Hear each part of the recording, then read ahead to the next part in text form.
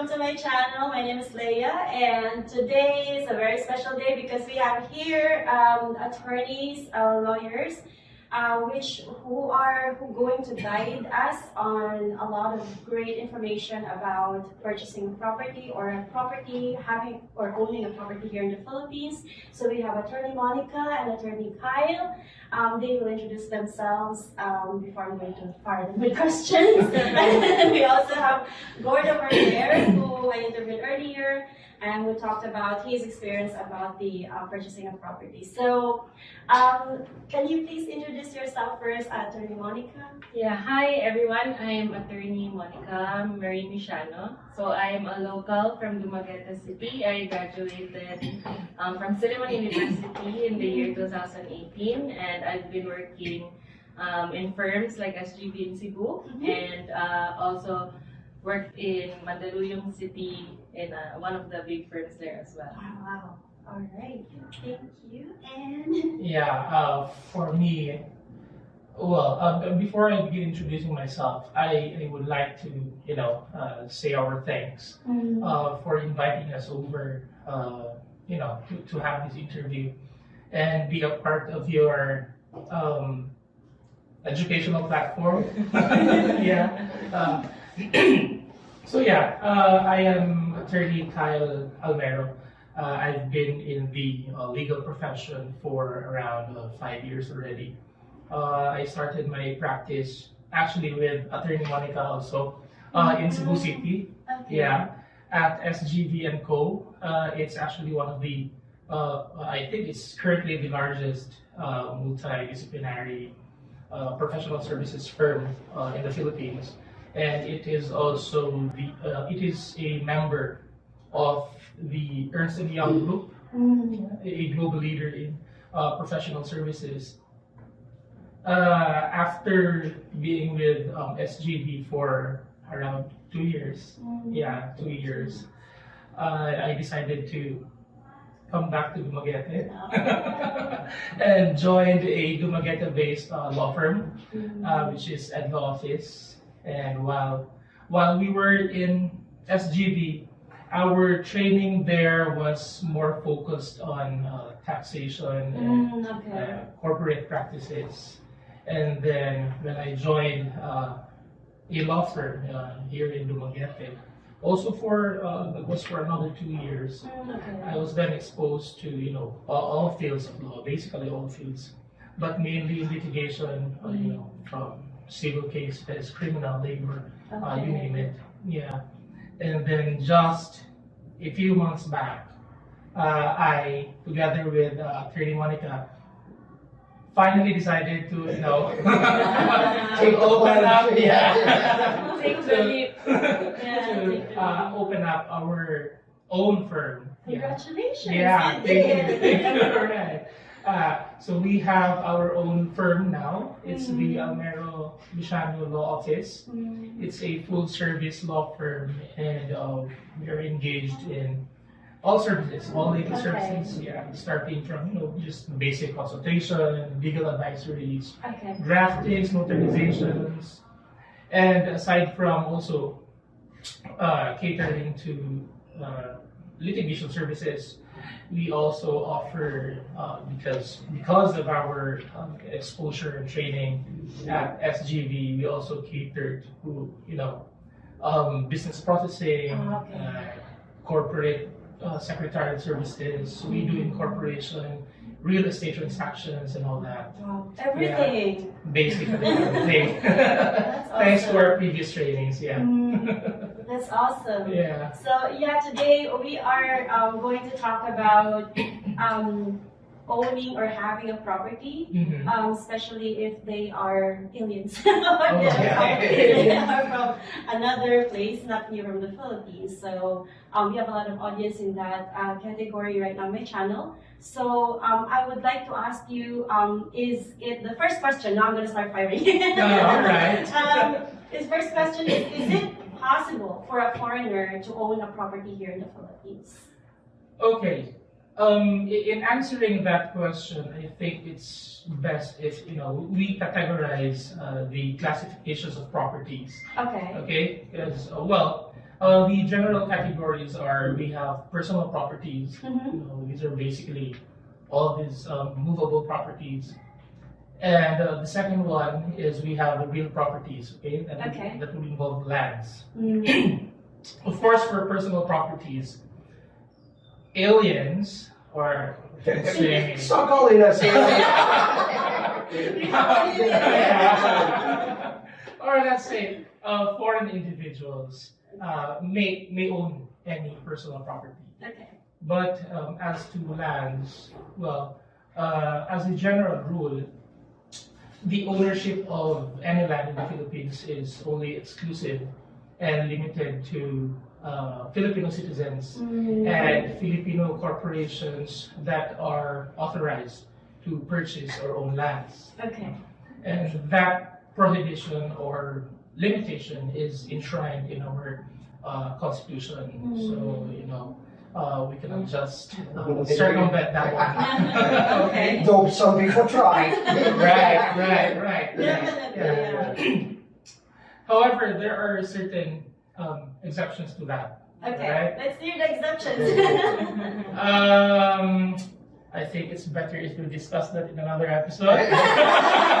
Yeah. And we're just quickly, and you can correct me if I'm wrong. Basically, you have land, which is a total prohibition, if I'm correct. Correct. You have structures which foreigners can own Correct. on the land, and then you have condominiums. Okay. But condominiums need to be careful of because So they can, just to clarify, or just to important point here, the foreigners can own condominiums. yes. Yes. Okay. However, Okay. there is a limitation on a condominium corporation can only be 40% owned by foreigners. foreigners. That is And correct. very Yes. few people know that. Yeah. Okay. Yes. So, and this is a good question that I have for you now, Okay. is because somebody's trying to get me to buy a condominium. They're building a condominium in Valencia, and he wants to sell us some units because we are a Filipino corporation, so that would not cut into his 40%. We would be interested in buying them. However, buying them for resale, but am I going to get into problems now? He's already at his 40% limit, and I buy it, now I can't sell it to foreigners. Am I going to have a problem with that? Is he gonna have a problem? Attorney Monica. It would depend again. As you are a corporation with foreigners who own at least the most 40%, we have again under the law this thing called the grandfather rule, where we also have to study the ownership of those corporations trying to get into condominium corporations. So nonetheless, we still have to make sure that that percent of ownership still is in line with the 40% foreign ownership. So I guess I'm right in having questions and concerns that if I buy some for resale, a perfect example, if I go over my 10 units at Philinvest, Marina Spatial, and they're, and I buy them as investment, as a pre-sale, then they reach their 40% limit, then I can't sell them to foreigners. And then that's a resale problem that I think I would run into. I've never heard of that before, but it's something that's been in the back of my mind. So that's something there that maybe you can expand on in your future thing. But that's a concern that I have about buying condominium units as an investment for resale. One thing if I'm buying them for rental income, but if my intention is to resell them, buy them cheap, pre-sell, and then resell them afterward, am I going to run into problems with the 60/40 condominium corporation limitation? So that's something you can bring up to them later on, and I'll watch that video. In relation to foreign individuals being allowed to own condominium units, as I mentioned before, while as a general rule, foreign individuals cannot own land in the Philippines, they can actually own residences, right? So that would now include buildings, houses and condominium units. Yeah. Okay. Okay. All right. Thank you for that clarification. Sure. That's good. That's good to know. What about? So yeah. So basically, not. It doesn't matter if they're single or married. No, it doesn't matter because the prohibition stated in our constitution did not distinguish whether the foreign individual is single or married, even if the foreigner is married to a Filipina or a Filipino. Okay. Yeah, the prohibition still stands. Okay, all right. Yeah, because if, for example, a foreigner got married to a Filipina and they buy a property, for example, a land, so that could be like the how to say, they can purchase that both as a couple, but then it will be in the Filipina's name, right? Correct. Am I correct with Yes, that one? that is right. Oftentimes, what you see is the Filipina's name or Filipino's name, and then an indication that he's married to a foreign Okay. individual. Yeah. But ultimately, she is the actual owner of that Yeah. land. Okay. And so the married to portion is merely descriptive. Yeah. Okay. A question here, and of course, Shirley and I own some property together, and I always have to sign off when she sells one of our properties. Is that an actual 100% requirement, or could she sell it without me? Because I'm usually listed on the title, Shirley McKissick, I'm married to Gordon McKissick, and she always gets me to sign off on that. Is it actually a legal requirement? Well, it is not required legally because that land, even if it bears your name also, does not mean ownership of that land covered by the certificate of title. Okay. However, we find it more prudent if the spouse would sign his conformity regarding the sale. Okay, Yeah. so that's for a seller, though it's not 100% legally required, it is Yeah. prudent that the buyer insists that the spouse signs off on it just so that Yeah. there's no complications. They'll probably win the complications, but it's just better than having the complications. Yeah, especially when after purchasing, the buyer would now start processing the transfer of ownership of the title. Yeah. So of course we have to go through the Bureau of Internal Revenue first. Okay. The BIR. Well, we do not Careful expect. what you say. We do not expect anyone, I mean everyone, to know the prohibition. Yeah. Generally, the way laymen see it, when your name appears in the title, it would seem that you also own it. Yeah. Yeah. Okay.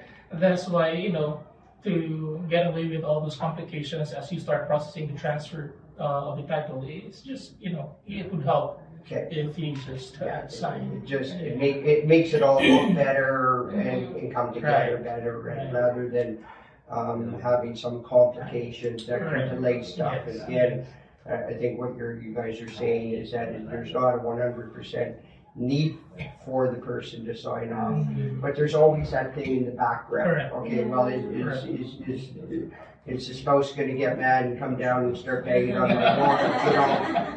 And I think that's an important, we're all here, we don't need those aggravations. Yeah, that's nice of her to do that actually. Yeah. It's hats off to her because others can just Right. Yeah. Seen that. And you have no problem signing. No problems with that. I trust her, she Just trusts me. making sure. Yeah. Alright. So are the top three, or if you have a top three or something that you could watch out for? If I am, for example, I'm the foreigner that is going to buy or considering to purchase a property in the Philippines, what are your top three advice to watch out for scammers, or to watch out for the top three things that you can tell me on as a guide or a tip for me to before I'm going to consider purchasing the property? Can I just interrupt for 1 second here? Sure, Okay. interrupt. Because as we said in our previous video there, it's our, as a property purchaser, You know, we have we have a team. We have Shirley as our licensed broker. We consider her the feet on the ground, the boots on the ground, and she's out there doing the practical work, getting these documents, getting those documents. And she knows, you know, she knows more than me, but she doesn't know as much as the attorneys here.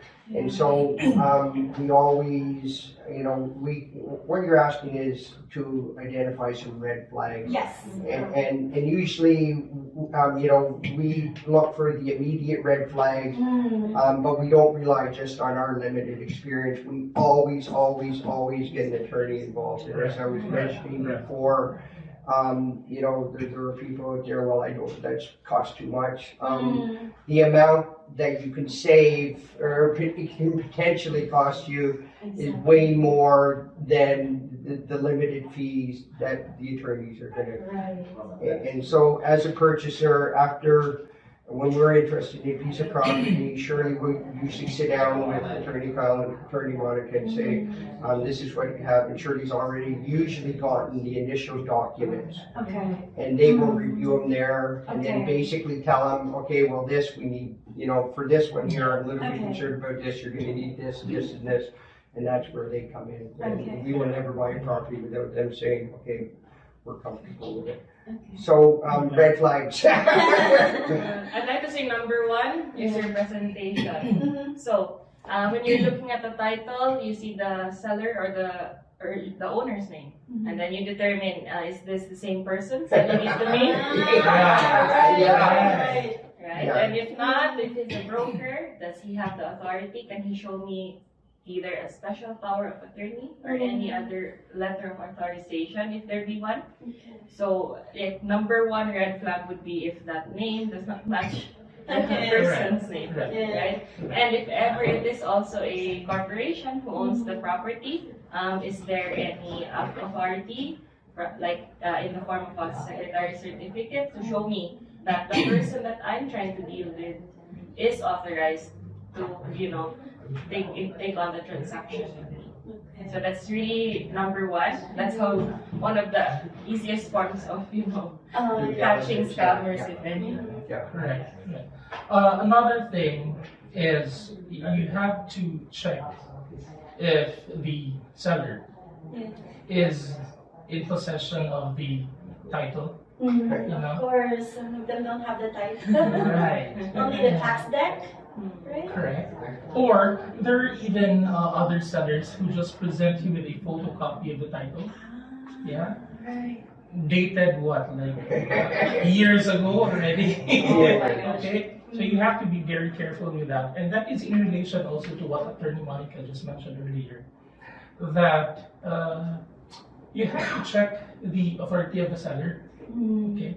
You also have to check the source of the right of the seller to sell the property, especially when the seller, as what Attorney Monica mentioned, is not the one registered in the title. Okay, so you have to, you know, now granting the seller has a photocopy of the title, or even the original title, owner's duplicate copy. You should not stop there. Okay? The prospective buyer should also check. Certified true copy, Right. Should check with the ROD, the Registry of Deeds of Dumaguete City, if the property is located in Dumaguete City, or from the ROD of the province of Negros Oriental if the property is situated outside Dumaguete City but within Negros Oriental. So you have to secure a certified true copy. Okay? Secure a certified true copy, latest one. Okay. This is important so that the prospective buyers could check if there are annotations in the title.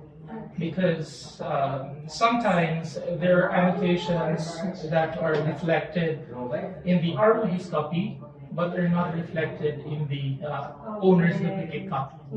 Okay?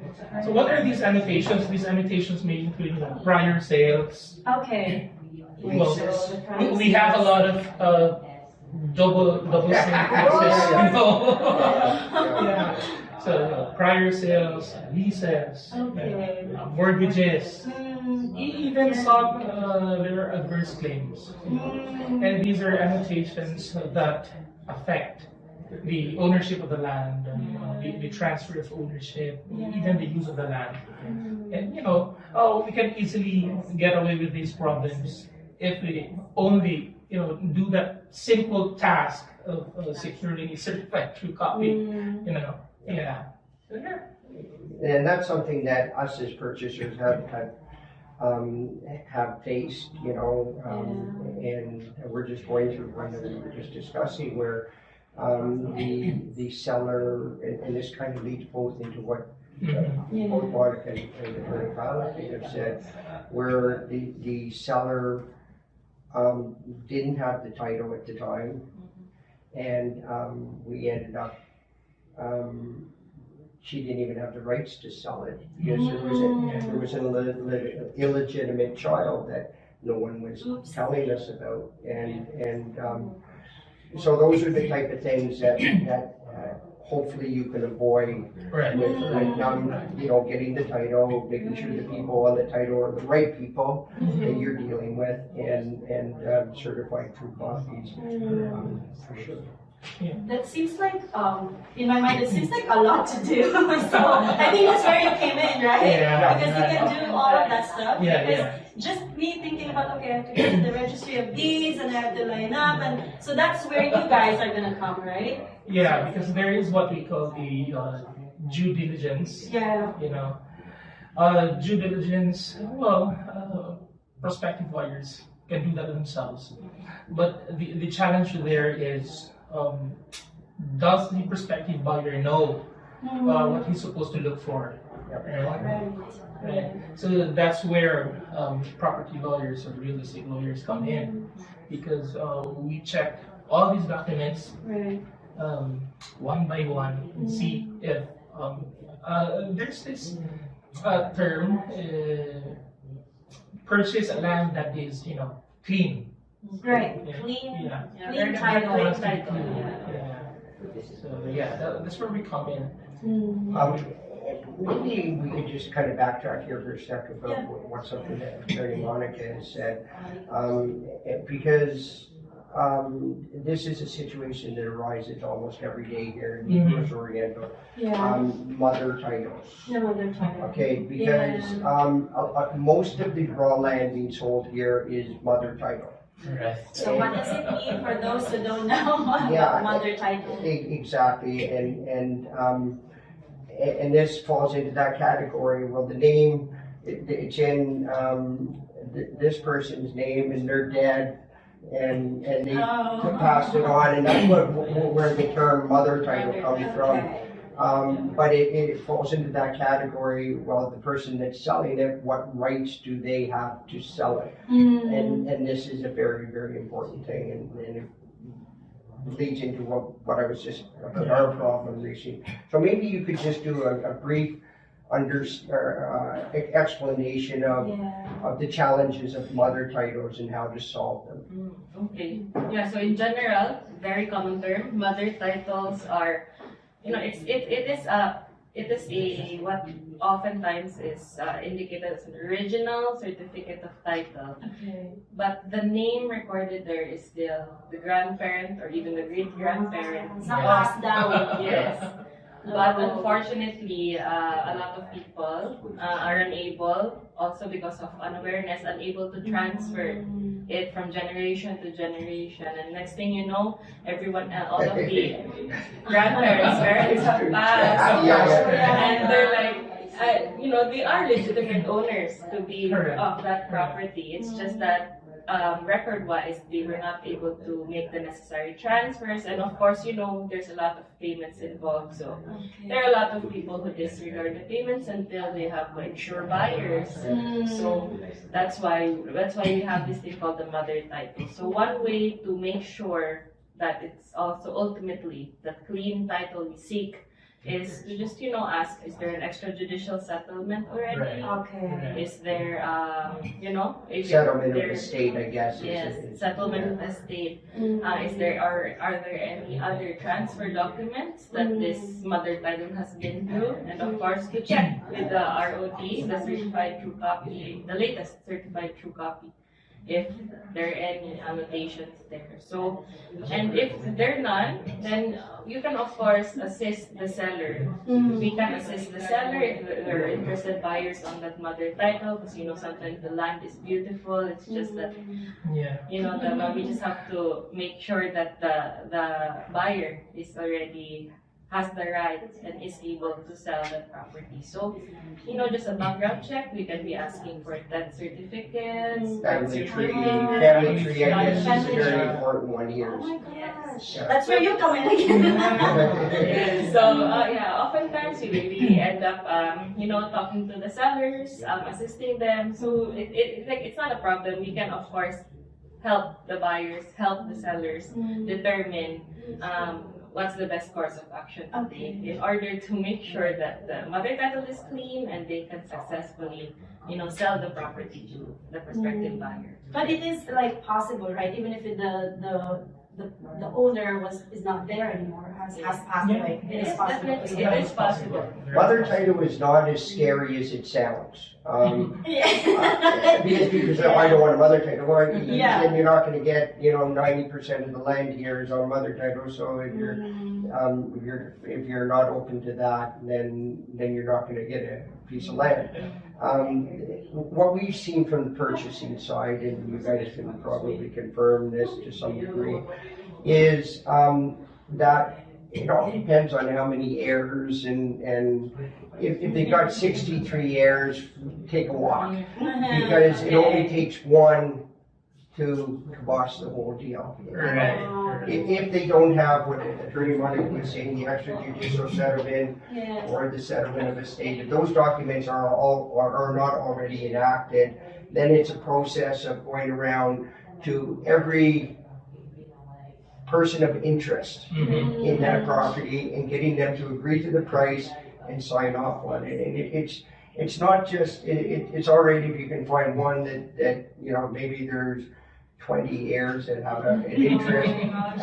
But if one has a special power of attorney for 10 of them, then it's not so bad. You gotta make a decision. But if you're dealing with 20 individuals, and some are in the US, some are in Manila, some are in Mindanao, Yeah. take a walk. That's been our experience. But this is where they come in, and their help here can be invaluable. And if we wouldn't, especially not get involved in the situation. Well, I think one of your partners was involved with a process up at law there with us a few years ago, where our buyer was buying a property with a mother title, and there were like 30 people involved in there. 30? And Attorney Tahir was running all over the province in Mindanao. And that we just finally got it done, but that's a difficult process. Yeah, that's actually one of the greatest challenges when you purchase a land covered by the mother title. Because first you have to determine all the heirs. Yeah. Oh my gosh. Especially when generations have already passed. Yeah. So that would mean really a number of heirs. And we have to let all these heirs sign. That's a challenge, really. Yeah. So that's one of the things that I guess is a red flag for a purchaser that Attorney Monica and Kyle point out to us. Okay, you sure you want to do this court? There's 20 people. If there's 3, 4 people tops, that's usually a doable situation. You start getting more than that, then they'll usually tell us. Okay. Unless it's, you're getting such a great deal, Okay. then it just isn't worth the aggravation. Okay. Yeah. Oh, before I forget, in relation to that, one person holding an SPA in favor of, let's say, a number of heirs. Another red flag that you should look out for is when the SPA that person is holding is not notarized. Okay. Oh. Well, there have been a lot of cases. How would you know if it's notarized? Well, it would appear in the document Okay. that the document is notarized Okay. by the notary public. Mm. Because the problem with an unnotarized SPA is the document remains to be private. Okay? Okay. After it is notarized, it is now being converted to a public document. So what does it mean? It means then that this document enjoys the presumption that it was duly executed by all the parties in the contract, Correct. that this document is authentic and all their claims are legitimate and all that. So that would help the prospective buyers, if the person they're dealing with is armed with an SPA, a notarized SPA, Okay. not just any SPA. Okay. There's also a few things here that we've noticed that you could maybe educate me or re-educate me. Even a special power of attorney, so we got to be careful of, I think, in some cases. Do they have to be specific to the property? My understanding, and I might be wrong, is Registry of Deeds now asks that the special power of attorney be specific to the property being transferred. You have to at least, specify the title number, Correct. where it is located, and at least put a little of the details that you usually find in the title, the technical description that you see there. So aside from the title number, there can still be lot numbers and with their respective cadastral survey numbers. So The area, the size. area, correct? Yeah, definitely. So that you can also make sure that this person is not just authorized to deal with a portion of the property. but Okay, also- yeah, that. Not just a portion. The extent of the authority Yeah. granted. Yes. Okay. And time limits. Are special power of attorneys good forever, or is there a time limit on? Yeah. So usually the SPAs, you can notice that close to the last paragraph, there are statements there that could be this is valid until a certain date, Mhm. or this is valid until revoked. Okay. So the valid until revoked would mean kind of like forever. Yeah. Now, how would you change this? How would you know if it's been revoked? Well, that's the thing. Yeah. That's a challenge, actually. It is a challenge. Now, is it, and this is what we've done, I don't know if this would ever hold up, but what we would usually do in a case like that is just get an attestation from the seller or the spa holder that there is no revocation out there. Again, I don't know, does that help us, or is it just throwing darts in the dark? That would help. But really, the fact of revocation is a challenge, because there is no way that, because you wouldn't know who the spa holder would deal with. Yeah. So you cannot just ask the spa holder, Okay. did you transact with this person? Yeah. And then you give the fact of revocation. No, you can just do that. So really, I think in a case like that, what we do too sometimes is just confirm with the person that yes, they do have a spa, so the Correct. person on the title. And I think another thing that maybe you could touch upon is a spa valid after the person dies? no. Okay. Yeah, so the authority given in a special power of attorney dies with the principal. Okay. So Yeah. yeah, that's another way of also extinguishing the validity of the special power of attorneys. If the principal or the attorney in fact dies, then it no longer binds the heirs or successors of either of the parties. So it's something really personal to you. Yeah, so that's why one of the things that a prospective buyer should do when dealing with an authorized person or an attorney, in fact, is you try to do your best to at least be in contact with the principal and ask whether this person holding an XPA is really authorized to sell your property. Yeah. That should be part of the due diligence. Okay, one more question when it comes to special power of attorney overseas. Because sometimes what we run into is the seller has given somebody a special power of attorney here, or hasn't given it yet, but is going to give it to somebody here because they don't want to travel from the U.S. or Australia or Germany or something to sign off on this. Maybe you can explain how this special power of attorney can be done when it's overseas. Yeah, Attorney Monica is an expert in Okay. apostille documents. So now starting in the year 2019, the Philippines became a signatory to the what they call the Hague Convention for Apostille Certification. So because of this, a lot of countries around the world, well, almost all, save for just a named few, are parties to this convention. So what happens is, when you're in another country and you need to use you need to convert a document into a public document for use in a different country, you just have to either go to, here in the Philippines, we go to the Department of Foreign Affairs to have the document apostille certification. So it is still generally notarized by a local notary public, but government agencies in respective countries just have to indicate that this is this document that's already undergone apostille certification so that it could be used in any other country. Great, Okay. good. All right. But that will be also like in line with my next question. Is it a must to have local lawyers? For example, he a foreigner wants to considering buying property in the Philippines. Is it a must for him to have local lawyers, or can he have his own lawyer from the U.S. or Canada to process the property? Can I answer that one? I'll answer that from an unbiased point of view.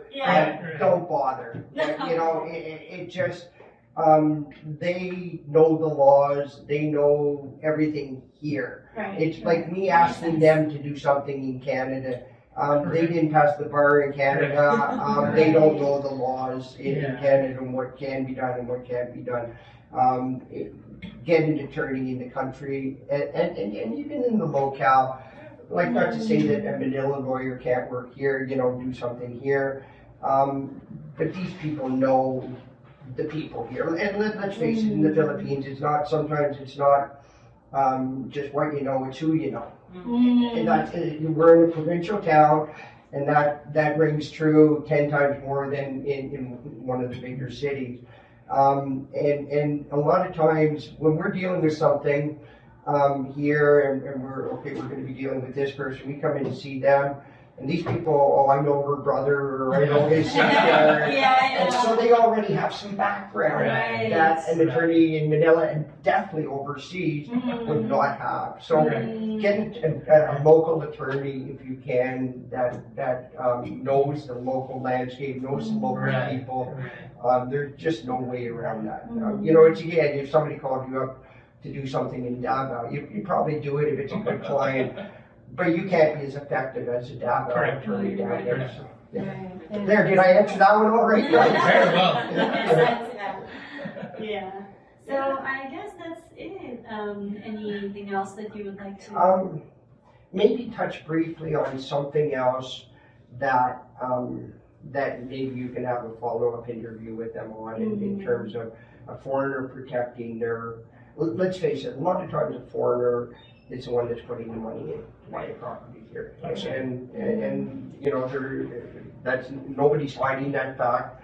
There are laws, of course, that prohibit, as they say, from land ownership, and so there's a whole issue of how does a foreigner then protect his interest in that property, financial use, possession, and enjoyment of that property. And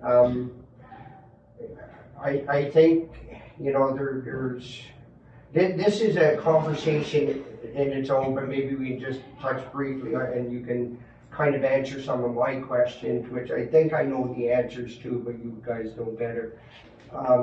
Leasing the property, owning the building for a foreigner. Alright. And then there's a 25-year plus 25-year lease. And there are some questions that become, I guess, prudent to ask when you're doing that.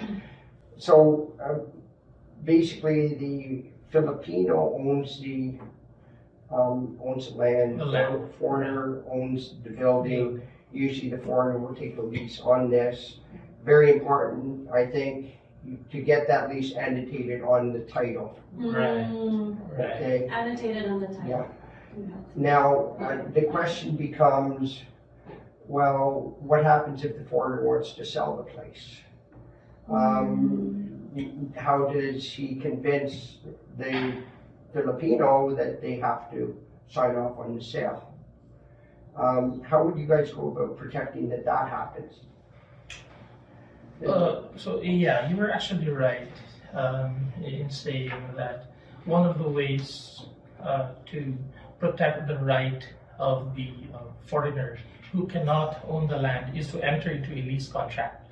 Okay, that way the foreigner may not be just easily evicted in occupying or possessing the property. Now, as regards To a sale. yeah, the sale of the property, well, the foreign individual could only sell what he owns, right? So that would mean selling only the building, but not the land where the building sits on. Otherwise, if you allow the foreigner to also sell the land, that is a circumvention of the constitutional prohibition. Yeah. Alright, so I think we are done. Yeah, I'd like to say thank you so much. A big thank you to Attorney Monica and Attorney Kyle for sparing your time and informing us this very educational content. Yeah. And I'm sure a lot of my audience will be able to learn in this segment. So thank you so much. Yeah. Thank you for trusting us. Okay, Yeah. thank you very much. See you guys.